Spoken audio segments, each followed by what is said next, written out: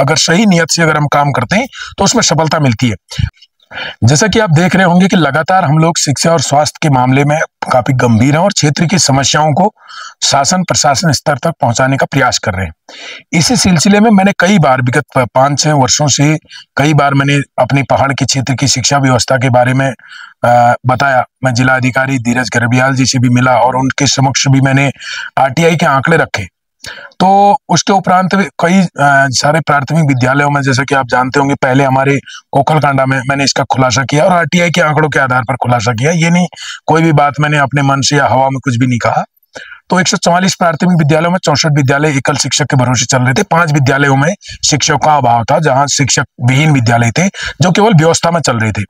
इसी संबंध में मैं धीरज गर्ब्याल जी से मिला, उस समय के तत्कालीन डीएम साहब, और उन्होंने कुछ हद तक शासन को अपना पत्र प्रेषित किया होगा और मुख्य शिक्षा अधिकारी से भी मिला, उन्होंने भी अपनी कार्रवाई की होगी।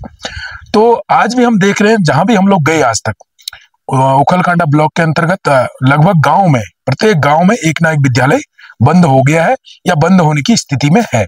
तो हमने अभी जानकारी मांगी है, जैसे ही हमारे पास जानकारी उपलब्ध होती है उसका भी हम आप लोगों के समक्ष एक एक विद्यालय करके उसको भी उजागर करने का काम करेंगे।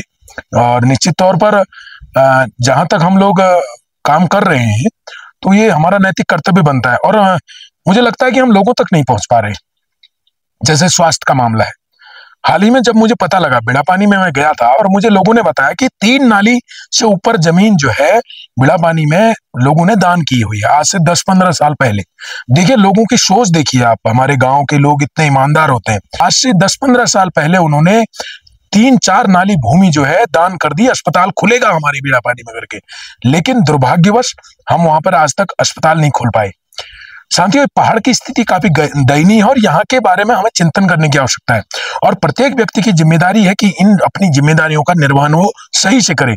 कोई भी जनप्रतिनिधि हो, कोई भी अधिकारी कर्मचारी हो, मैं तो अधिकारी कर्मचारियों से भी बोलता हूँ कि आपको पहाड़ में काम करने का मौका मिला है, आपको पुण्य कमाने का मौका मिला है। यदि आप पहाड़ में अच्छे काम करते हैं तो आप वो काम पहाड़ के लोगों के लिए नहीं, अपने लिए करते हैं, अपने आने वाली पीढ़ी के लिए करते हैं, क्योंकि पहाड़ में अधिकतर लोग सुविधाओं से वंचित हैं।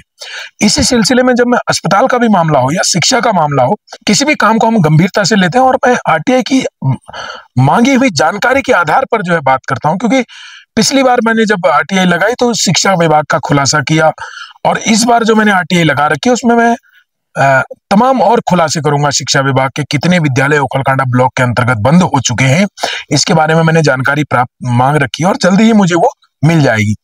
और कुछ लोगों का ये भी कहना है कि भाई कुछ नहीं हो सकता और वो हिम्मत हार चुके हैं। ऐसा नहीं है।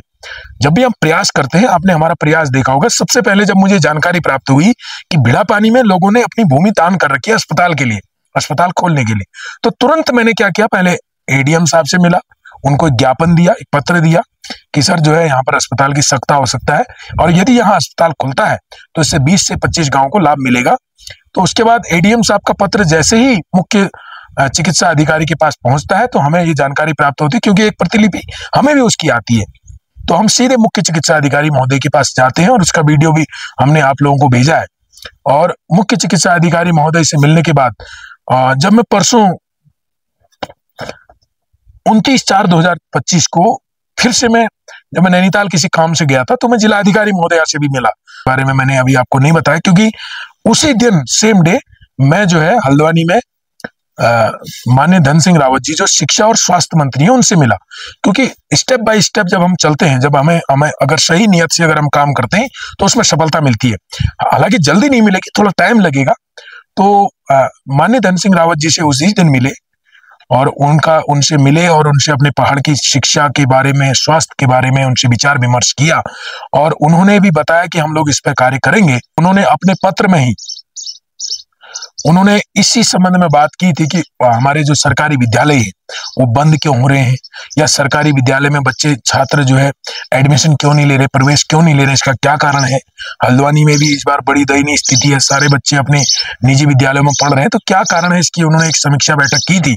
उसी बैठक के दौरान हमने उनको अपना ज्ञापन प्रेषित किया, उनको बताया कि पहाड़ की स्थिति ऐसी ऐसी है और यहाँ पर जो है इतने विद्यालय बंद हो चुके हैं। तो उन्होंने तुरंत जो है शिक्षा विभाग के मुख्य शिक्षा अधिकारी को निर्देश दिया है कि वो जो बंद हुए विद्यालय है उनको पुनः खोलने का काम करें। जैसे आप देख रहे हैं कि सरकार ने कई समय से विज्ञप्ति भी नहीं निकाल रखी, और हाल ही में मुझे कल ही पता लगा कि जो विज्ञप्ति निकली हुई थी उसी में निरस्त कर दिया है। तो कहीं ना कहीं इसमें सरकार का भी रोल है, क्योंकि सरकार का ही काम है कि वो भर्ती अभियान चलाए, और जब भर्ती होगी तभी हमें शिक्षक मिल पाएंगे। और सारे विद्यालय लगभग लगभग बंद होने की स्थिति में। और ठीक इसी प्रकार उन्होंने स्वास्थ्य के बारे में भी मुख्य चिकित्सा अधिकारी को आदेश दिया कि आप प्रस्ताव भेजें शासन को, और जो वहां की भौगोलिक स्थिति है उसके बारे में हमें बताएं, क्योंकि एक इनका एक मानक भी होता है। और मानक की जहां पर इन्होंने बात की, तो मैंने मानक भी मांग रखे हैं। जैसे ही मुझे स्वास्थ्य विभाग के मानक मिलेंगे, मैं आप लोगों तक उसको सार्वजनिक करूंगा। तो मेरा कहने का मतलब है कि किसी भी काम में आप लोग ये ना सोचें कि तुरंत हो जाएगा, बहुत लंबा प्रोसीजर है।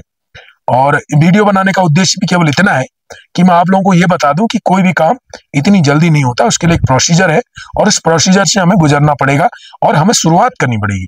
और मैं यकीन दिलाता हूं आपको, एक ना एक दिन बहुत जल्दी हम लोग इस मिशन में कामयाब होंगे।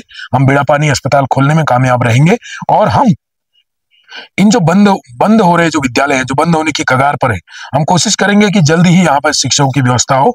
उसके लिए हमें प्रयास करना पड़ेगा। और मैंने माननीय मंत्री जी के सम्मुख ये बात भी रखी कि बच्चे अगर दूर पढ़ने के लिए जाते हैं तो उनको स्कॉट भत्ता नहीं मिल रहा है। जैसे उन्होंने अपने वक्तव्य में कहा था कि स्कॉट भत्ते का प्रावधान है, या हम साइकिल दे रहे हैं बच्चों को जो स्कूल जा रहे हैं, उनको लिए हम साइकिल उपलब्ध करवा रहे हैं, उनके लिए हम व्यवस्था उपलब्ध करवा रहे हैं। लेकिन जब मैंने उनको ये बात बताई कि हमारे गाँव में स्कॉट भत्ता नहीं मिलता है, स्कॉट भत्ते के लिए भी मैंने सूचना के अधिकार अधिनियम के तहत जानकारी प्राप्त कर रखी है, उसके भी लगा रखा, जल्दी मेरे पास पहुंच जाएगी कि कितने छात्र छात्राओं को आप स्कॉट भत्ता दे रहे हैं, और कितने छात्र छात्रा आपके दूर जो है 5 किलोमीटर 7 किलोमीटर दूर से विद्यालय में आ रहे हैं। तो कहीं ना कहीं हम लोग जब जानकारी के साथ अगर हम अपनी बात रखेंगे, और तो निश्चित तौर पर उसमें सफलता मिलेगी। और यदि हम हवा में मारेंगे तीर, तो तीर ने नीचे गिरना है, और हवा में किसी को तीर लगता नहीं है। तो मेरा ये मानना है कि हम लोग जब भी अगर सही सोच और सही नियत के साथ काम करेंगे तो उसकी सफलता जरूर मिलेगी। और मैं आप लोगों से कहना चाहूंगा कि आप लोग बिल्कुल भी इसमें चिंता ना करें कि हम लोग जल्दी ही सफल होंगे, क्योंकि कोई भी काम इतना आसानी से नहीं होता है। और ऐसा ना सोचें कि तुरंत हो जाएगा, तुरंत कोई भी काम नहीं होता है। मैं आपको इतना आश्वासन जरूर देता हूं कि हम लोग इसमें सफल होंगे, और लगातार प्रयास रहेगा। आज हम जिला अधिकारी से मिले, उसके बाद हम मुख्य चिकित्सा अधिकारी से मिले, उसके बाद हम स्वास्थ्य मंत्री से मिले। यदि यहाँ से भी काम नहीं बनता तो हम मुख्यमंत्री महोदय से भी मिलेंगे, और अपने क्षेत्र की भौगोलिक स्थिति के बारे में उनको जानकारी देंगे। बहुत जल्दी हमारा प्लान है कि हम माननीय मुख्यमंत्री से मिले और अपने क्षेत्र की उकलकांडा की तमाम समस्याओं को उनके समक्ष रख सकें, ताकि हम उनके समक्ष अगर अपनी समस्याएं रखेंगे तो निश्चित तौर पर उसका समाधान होगा।